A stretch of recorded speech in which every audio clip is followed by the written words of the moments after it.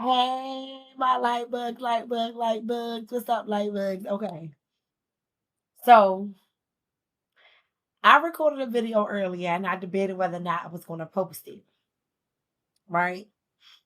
And the video was in regards to um past experiences and my youth and growing up. And the message that I wanted to relay or focus on was the sins of the mother and the sins of the father and how it affects you as you grow, evolve, and change. And so in the video, I was talking about how I had grown up and how I had, excuse me, how I had felt uncomfortable and insecure in my skin in terms of like embracing my femininity and embracing my physical appearance and things of that nature, whatever the case may be, because I was objectified as a young lady or young woman growing up because of being um molested or mistreated as a young woman, and like my body was not being respected and I had been violated at an early age or whatever the case may be.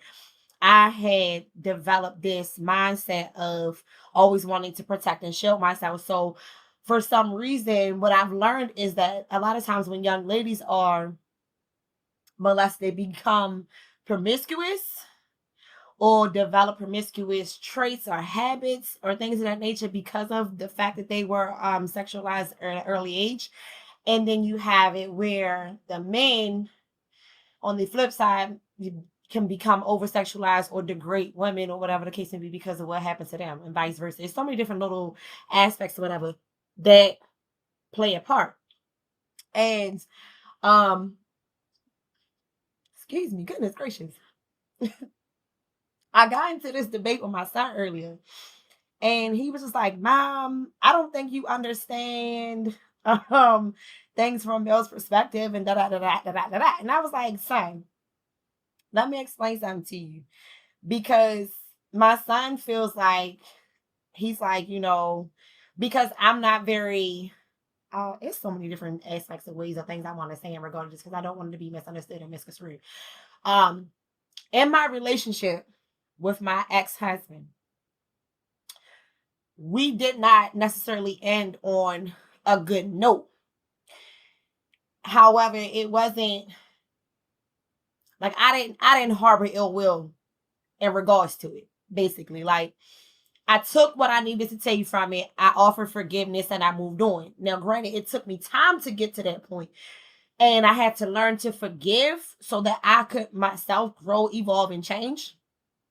And so, the conversation with my son, we got into this big debate because he was like, "Ma, like he was like, I feel like you're too hard on my dad because of his past and how he his upbringing and what he experienced and the examples that he had set for him." And I listened, I heard what he had to say, and I was like, son, I don't mean no harm, no disrespect, but those are excuses. And he was like, you he was like, I knew you was gonna say that. I knew he was gonna like we got to like really like going back and forth. And he was like, this is why I don't want to have conversations with you because and I'm like, pause, let me stop you right there. So what he was saying was that, Mom, it's not fair to treat or hold this person accountable for their actions and their behavior because of their upbringing and what they were exposed to when they were growing up. Like, what example did you have set for you by your mom or your dad for you to look at so that you would know how to progress forward or how to progress or grow, evolve, and change or experience or express yourself in life? And he was like, if you don't have good examples that are set before you or set in front of you, how are you supposed to know the right things or the wrong things to do? And so I was like, son, I understand what you're saying, and I'm not going to take that from you. However, those are excuses because we always have a choice. And so I began to break down my life. And so I was explaining to him that I was molested at an early age. I was homeless before. Um, I had been robbed before. I had, I experienced all these different things. Even growing up, like my mom, when I was younger, like when I was like in my early ages, like 6, 7, 8, my mom was considered to be promiscuous because she was always dating. She was always looking for a man or masculine to be the role model in the household. And so in the previous video, I didn't post it, and I probably know, I don't know if I'm gonna post it. I may not. But in the previous video, I was talking about how my mom was looking for love in all the wrong places. And she had a tendency to love and love hard and love strong and like love deep. And she just wanted to be loved in return. And so as my sister and I got older, and us being the only girls of my mom, she would often fuss at us about, why you so love starved? Why you feel like you why am I laughing? It's not funny. But she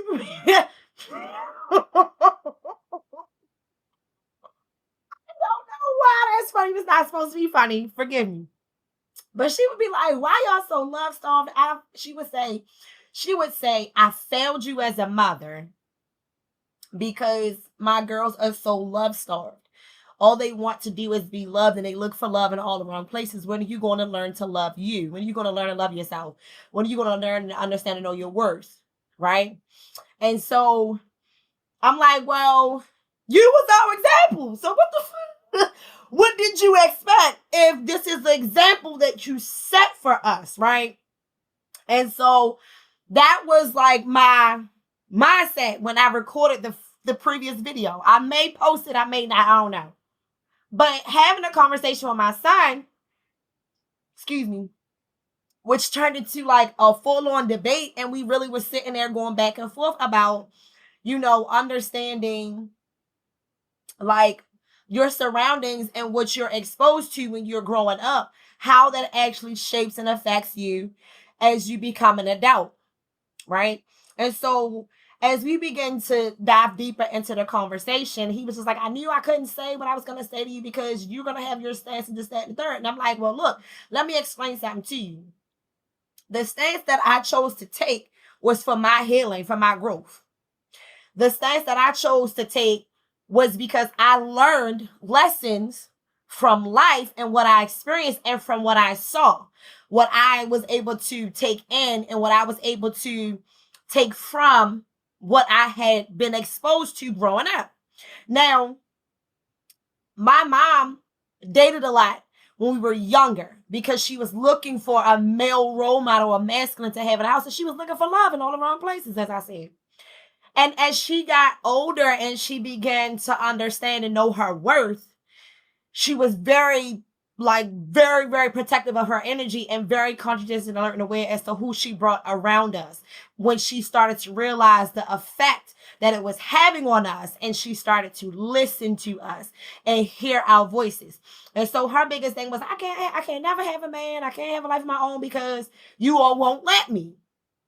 Right? And so as kids, we're watching her like, well, Mom, it's not that we won't let you have a life and we don't want you to be with somebody, but we want you to be with somebody that is deserving of you.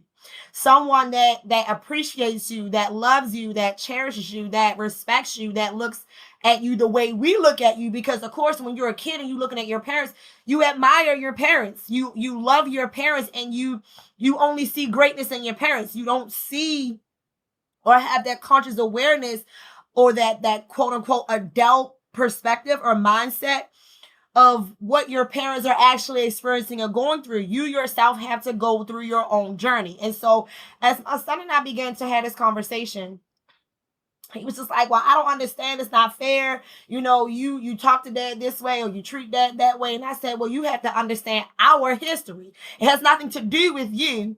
You have to understand our history and what we experienced. And he's like, well, you're missing the whole point. He didn't have this example and he didn't have that example and he didn't have this and he didn't have that. And I said, well, neither did I.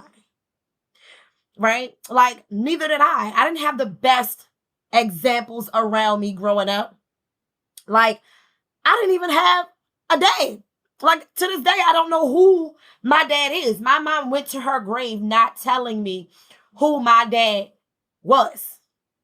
And like, that was probably the only thing that I griped about, or that beef that I had with my mom in her passing, is not knowing who my father was, who my real father was. Like, she took that shit to her grave.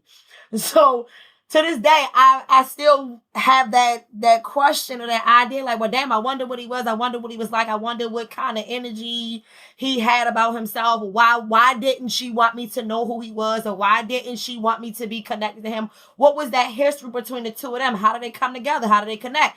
Was it, a good relationship? Bad relationship? I don't know. Right? So I always have these questions.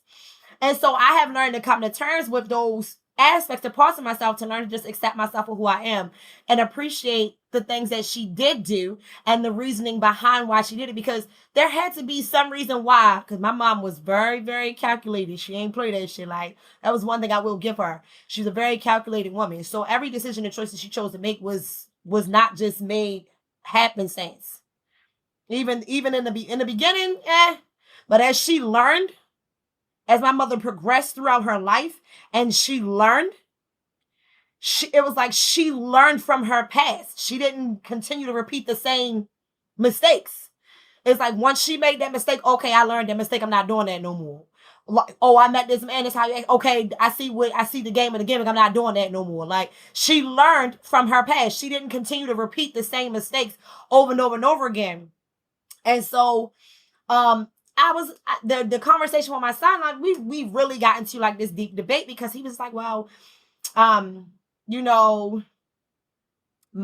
dad didn't have the best of role models. 1144. My dad didn't have the best of role models around him.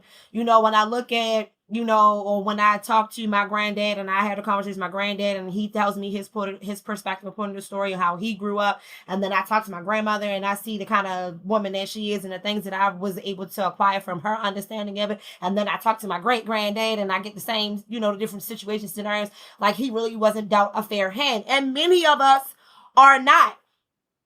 Many of us are not dealt a fair hand.